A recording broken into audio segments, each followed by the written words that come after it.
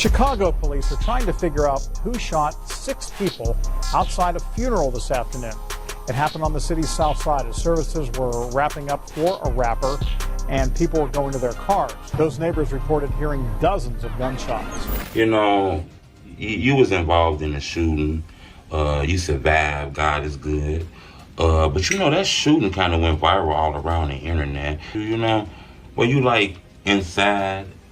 Was you like inside of the funeral home, or was you sitting outside, or was you outside chilling and just happened without getting too policey? Yeah, really, that's all I remember was being inside. We've learned a little bit more about the victims this afternoon. There were a total of 6 people who were shot outside the church.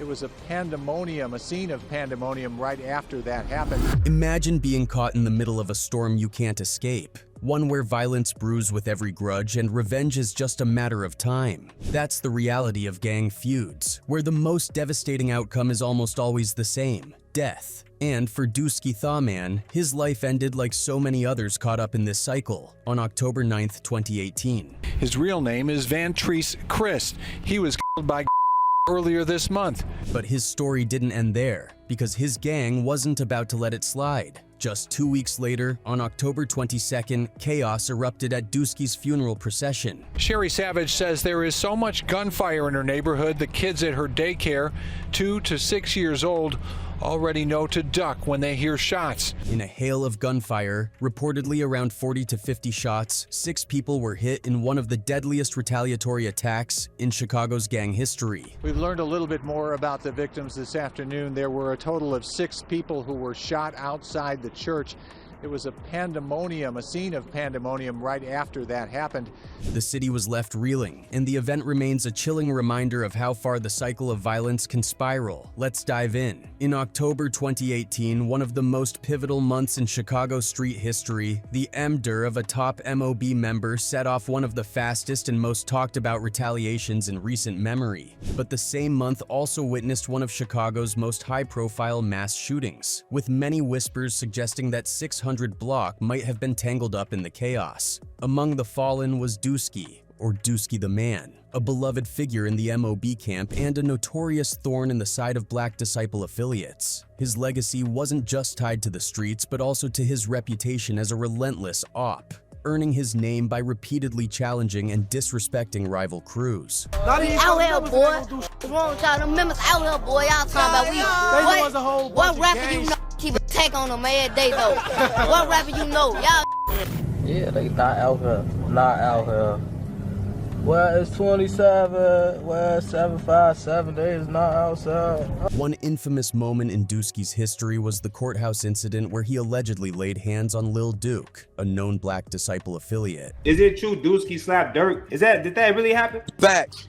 Those facts. Dooski really slapped Dirk. That's real facts. Smack the Dirk ass. And he didn't stop there. Dooski turned the moment into a running joke, clowning Dirk on social media with memes that poked fun at him for switching sides after the beatdown. This kind of audacity wasn't just for laughs. It cemented Dooski's reputation as someone who never let a moment slide. Beyond the street antics, Dooski was also one of MOB's standout artists, dropping music since at least 2011. Alongside names like Ruger, Scrap, and Bookie, he helped define the sound of MOB while extending his collaborations to allies and even rivals turned enemies, such as STL and 757, who shared mutual beefs with 600. Dooski's music often served as a battleground in itself. In his 2011 track All We Know Is K, alongside MOB's Lil G, the duo took direct shots at 600, calling out specific members like CDai and referencing Lil Steve, whose tragic death in 2011 led 600 to rename their block Steve Drive. Lil G's verse was especially pointed, using CDai's government name and threatening to put Lil Courtney in a box, making the track an anthem of defiance. The song's energy didn't stop there. It opened with fiery disses aimed at Brick City,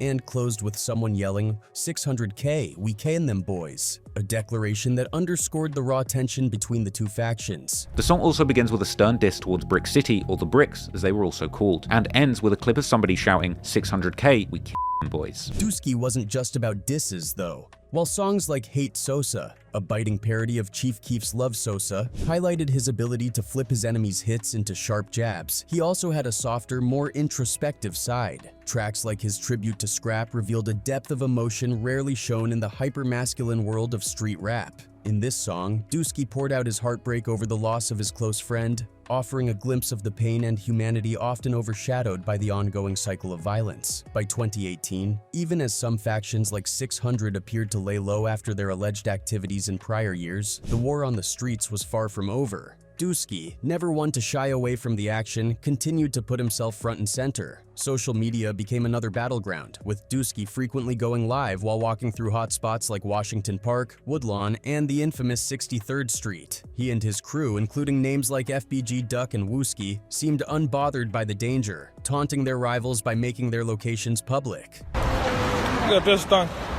Not a gonna come and strike that MOB. And we out here on the sets, ain't worried about none of that.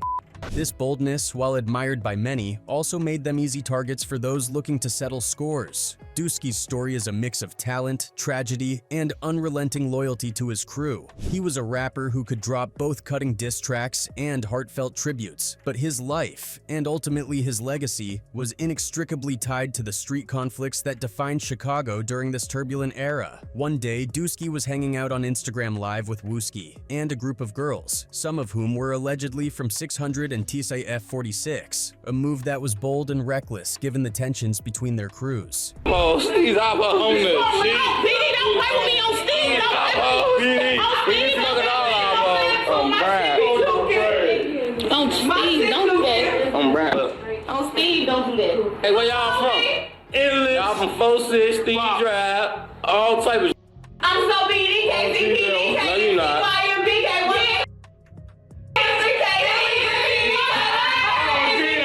In what became a controversial and downright disrespectful video, the girls casually jumped between swearing on the names of dead 600 members like Lil Steve and rapping the lyrics to Wooski's Computer's remix, a track widely considered one of the most cutting diss songs ever aimed at 600 and their allies. I guess it's war with the police cause ain't no competition. The whole situation felt like it was engineered to be inflammatory, almost daring for retaliation, and it solidified Dooski's position as one of 600's top targets. Unfortunately, this type of relentless taunting and public antagonizing would come back to haunt him. Fast forward to October 8, 2018. Things took a devastating turn. On this day, Dooski's actions allegedly caught up to him. Reports suggest that Just Blow and Cap 12, members of 600 and Front Street respectively, might have been plotting something that night. Reddit detectives pieced together their potential involvement based on the outfits they wore in photos and videos taken around that time. Cap even tweeted a cryptic and ominous message that simply read, "You deserve to get shot," followed by several more vague but chilling tweets, including one that said, "Shots fired, dudes panicking," posted just hours before tragedy struck. Later that afternoon, at around 4 p.m., Dooski and a female friend were sitting in a parked car on the 5600 block of South Michigan Avenue,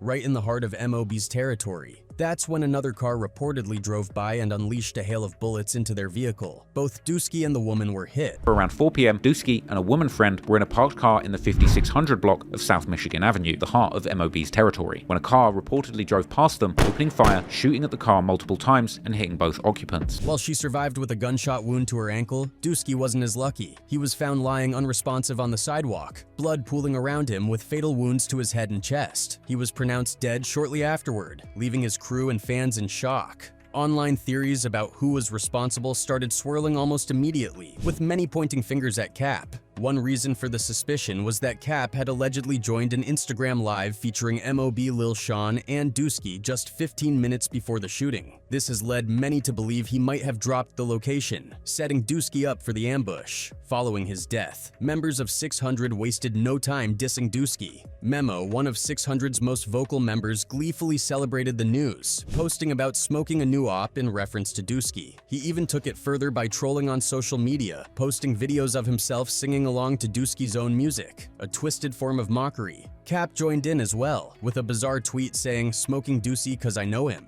while other 600 affiliates like Lil Ant from Front Street went so far as to post pictures of themselves literally smoking and tagging Dooski's name on the posts. King Von and Bezu also got in on the disrespect, even involving YNW Melly in a live session where they all laughed and made jokes at Dooski's expense. Tell him, Melly. The odds hate that. Hey, the odds hate that when y'all tweet on the odds. What'd you say, gang? Smoking that Dooski. Smoking Dooski. Despite all the trolling, there wasn't much time for celebration on 600's side. Mo B wasted no time responding, and in less than 24 hours, 600 suffered a major loss of their own. The speed of the retaliation left everyone in shock, solidifying MOB's reputation for swift and decisive getbacks in the drill scene. By the time Dooski's funeral came around on October 22nd, emotions were still raw. The service was held at the Bethlehem Star Baptist Church, located on the far south side, near the Chatham and Burnside neighborhoods. The church itself had seen its share of violence before. Just a year earlier, a teenager had been shot outside its doors. On this day, the church was packed with Dooski's family, friends, and allies, all coming together to mourn their fallen comrade. Pictures from the event showed notable figures in attendance, including Wooski from STL, Fat Shorty from Jarrow City, Montana from 051, and Nut from MOB. But with such a large and public gathering of MOB members and affiliates, it didn't take long for their enemies to seize the opportunity. Shortly after midday, gunfire erupted outside the church. At least one gunman targeted the crowd of mourners, many of whom were armed themselves, sparking a chaotic shootout. Witnesses today heard a couple of shots at first, apparently fired into the crowd. Then many more, several dozen more shots. Bullets flew in all directions, turning what should have been a solemn farewell into yet another violent chapter in Chicago's ongoing street war. This tragic cycle of loss and retaliation only highlighted how deeply entrenched the conflict had become, with no signs of slowing down. When the dust finally settled, the scene outside the church was absolute chaos. There were reports of up to 50 shell casings scattered around, and it was clear that several different guns had been fired. After the incident happened, I do understand that when the police arrived, it was a very chaotic scene, crime scene extending 2 blocks with shell casings, multiple people shot. 6 people ended up getting shot, all attendees of the funeral, but the shooters managed to vanish without a trace. But so far, they have no one in custody. Witnesses gave a chilling description to the Chicago Tribune, saying it was 2 boys with big-ass guns who carried out the attack. Out of the 6 victims, only 1 suffered a serious injury, and that was none other than Wooski from STL. He was hit in the head, leaving him in critical condition. You was involved in the shooting. You survived. God is good. But you know, that shooting kind of went viral all around the internet. Do you mind if I ask you, were you like inside? Yeah, really, that's all I remember was being inside. Big Les, the father of MOB figures Scrap and Ruger, was inside the church when the shooting broke out. He later recounted how Wooski tried to shield others during the chaos, a heroic effort that ultimately got him shot. Wooski, he'd break out the dope.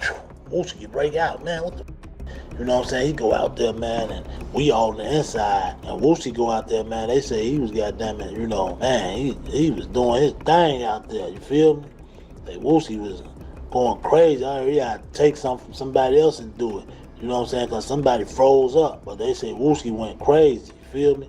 But then that's how he winded up. Wooski winded up getting hit in the head. Meanwhile, Fat Shorty, another MOB affiliate, vented his frustration on Facebook about a week later, claiming that much of the damage had been caused by friendly fire. He angrily pointed fingers at some funeral attendees, accusing them of being such bad shots that they accidentally hit people on their own side. In the aftermath, helicopter footage showed the chaotic scene, with several attendees seemingly being detained by police. Among those reportedly rounded up were Montana from 051 and someone who bore a striking resemblance to FBG Duck. Later that same day on October 22nd, things heated up even more. Around 4:30 p.m., Spot News, a popular Twitter account that monitors Chicago police radio, reported a separate shooting involving about 10 shots fired near 6251 South Prairie close to Parkway Gardens, better known as O Block. Just an hour later, at 5:30 p.m., police executed an unrelated search warrant at an O Block apartment. During the raid, they found none other than King Von, a rising rapper from the block who had recently started gaining attention in the music scene. The police were initially there to question him, but they stumbled upon several guns, ammunition, and drugs inside the apartment. Von was taken to the station for questioning, but that wasn't all. While he was in custody, the police contacted the ATF, Bureau of Alcohol, Tobacco, Firearms, and Explosives, to share information about the earlier funeral shooting as they suspected the shooter might have been from O Block. Despite this lead, nothing concrete seemed to come from the inquiry. The ATF's involvement added an air of seriousness to the situation, but it appeared the investigation hit a dead end, or at least nothing was made public. For the families and friends of those involved, it was just another day in the ongoing cycle of violence that had become all too familiar in Chicago's street wars. The day after the chaotic funeral shooting, local news outlets reported that the police were working hard to prevent any immediate retaliation. One report even hinted that officers were closely monitoring social media accounts linked to various sets they believed were involved in the incident, trying to anticipate any brewing conflicts. As for Dooski, the news shared an update. He was in stable but serious condition after undergoing surgery that morning. Things didn't stay quiet for long. On October 24th, Cap 12 caught everyone's attention with a tweet that raised eyebrows. It seemed to reference a lyric from Lil Durk's song Spin the Block, where he raps about riding around with a Draco, the very same type of gun that had reportedly been used in the funeral shooting. The timing of the post felt too coincidental to ignore. That night at around 9 p.m., another mass shooting was reported, this time in the Washington Park neighborhood on the 6200 block of King Drive. This area is near both 600's territory and O Block, adding another layer of tension to the unfolding events. 5 men were injured in this shooting, with 2 of them left in critical condition. Interestingly, only one of the victims was a younger man in his 20s, while the others were older, in their 40s. A few days later, the Chicago Tribune reported that police believed there was a strong chance this shooting was connected to the funeral attack, further fueling speculation about an escalating cycle of violence. By October 25th, just 3 days after being briefly detained, King Von took to Twitter with a post that seemed to directly address the aftermath of the funeral shooting. He confidently declared, "Game over, we won." The cryptic yet bold tweet only added to the growing suspicion that 600 and their allies were behind the attack. It didn't take long for people to connect the dots. On Reddit, one user joked that Bite Down, a 600 affiliate rumored to have shot up another funeral back in 2011, must have been out on parole. Another pointed out that this wasn't the first time 600 had allegedly targeted a funeral, referencing past incidents. They also noted how Just Blow had supposedly posted something suspicious on his Instagram story right after the shooting but quickly deleted it. And of course, Cap's tweet about the Draco didn't escape the sharp eyes of Reddit detectives, who immediately flagged it as suspicious. In the months and years that followed, the tension didn't let up. 600 and their allies continued to diss both Dooski and Dooski, keeping the animosity alive through social media posts, lyrics, and public taunts. The aftermath of the funeral shooting became another chapter in Chicago's ongoing drill war, a grim reminder of how deeply entrenched these conflicts were, and how social media had become a battlefield of its own. In December 2018, CDai fired back at his rivals with 600 Dead Ops, a bold response to 051 Drilla's 51 Dead Ops. The track was packed with disses aimed at 600's heavy hitters, including names like LA Capone, Lil Boo, Steve, and Mimo. CDai didn't stop there though. He also took shots at their affiliates, especially Dooski, mocking how Dooski hadn't been the same since his head injury and implying they'd thought he wouldn't survive. CDai also takes shots at all of 600's ops, including Dooski, rapping how Dooski hasn't been the same since getting shot in the head and how they thought he was dead. This wasn't the first time 600 had taken such jabs at Dooski, as many members had repeatedly used the same lines in their ongoing back and forth. Around the same time, Memo stirred up more drama by teasing a remix of his hit Exposing Me. The updated lyrics took aim at Dooski and Dooski, deepening the feud. Memo and others in 600 even referred to Dooski as a dolphin, a sly dig inspired by LA Capone's track Emder, where he rapped about putting a hole in his head here dolphin. These insults weren't random. They reflected the deep-rooted animosity between Dooski and 600. Going way back to 2013, Dooski had claimed multiple hits on 600's Turf, O Block, and Brick City. That year, he dropped his first track, Dummy, with a cover showing him dissing 600 with 600K and BDK prominently featured. The disrespect didn't stop there. His follow-up tracks like Intro and Dope took direct aim at 600 and even hinted that his set, STL, had a hand in LA Capone's death. After the arrests of Rondo and CDai for the murder of Javan Boyd, Dooski didn't hold back, calling them snitches and accusing them of bringing trouble on themselves. This long-standing rivalry had only grown nastier over the years, with disses flying from both sides, and by the end of 2018, the tension was still very much alive. The bitter feud between 600 and Dooski wasn't just about music, it was a reflection of years of conflict both on the mic and in the streets. Memo had his own personal beef with Dooski, especially after Dooski teamed up with FBG Cash in 2018 to drop the song Memo, taking shots at him and even his father. King Von also had a long-running rivalry with Dooski, dating back to 2012, with the two often trading insults on Twitter, even debating who would outlive the other. Despite these tensions, direct evidence linking 600 or O'Block to the funeral shooting was scarce. One hint came in January 2019 when Memo dropped Hang With, where he rapped, "Hole in his head, that's get back for 40, seemingly connecting the funeral shooting to the murder of Waldo 4.0. King Von also alluded to knowing who shot Dooski in his song GTA. However, many believe another set, 800, was behind the attack. Known for their long-standing feud with STL, EBT, and MOB, 800 members have referenced the shooting in songs, with 800 Fats claiming responsibility in tracks like Do Some and Head Tap. Even so, police reports described the suspects as having long dreads which didn't match Fats, leading some to speculate that another 800 member, TJ, might have been involved. Over 5 years later, the truth remains unclear. What's certain, though, is that 2018 marked another devastating year for 600, as the cycle of violence in Chicago's streets continued.